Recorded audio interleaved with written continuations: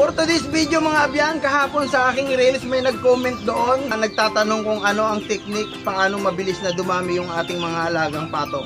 Halika yung mga abyan, ituturo ko po sa inyo yung aking ginagawa para mabilis na mangitlog ulit yung ating mga inahing pato pagkatapos na sila'y magpisa mga abyan. Ayan mga abyan, ito mga abyan actually magto 2 weeks pa lang yan, yung kanilang ina ay nangingitlog na ulit. Paano yung ginawa ko para mabilis na siya ay mangitlog ulit? Ganito yung ginawa natin mga abyan Nung siya ay mapisa, iligay natin siya dito sa kulungan, dinagyan natin ng ilaw mga abyan. Unang gabi at hanggang 3 gabi, inilalagay natin dito yung kanyang ina sa gabi lang mga abyan Tapos may ilaw siya.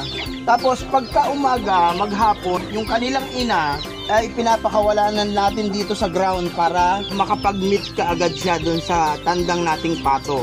At after 3 days, totally na hindi na natin inilalagay dito yung kanilang ina dahil sa kanila mismong sarili, nakakakuha na sila ng init mga abyan hindi na kailangan na lukuban sila ng kanilang ina dahil sa kanila mismo, sila mismo nagbibigayan sila ng init. Kagaya niya nagkukumpulan sila mga abyan So ayan mga abyan ang technique para mabilis na dumami yung ating mga alagang pato o Muscovy duck mga abyan Sana may natutunan kayo sa aking video na ito.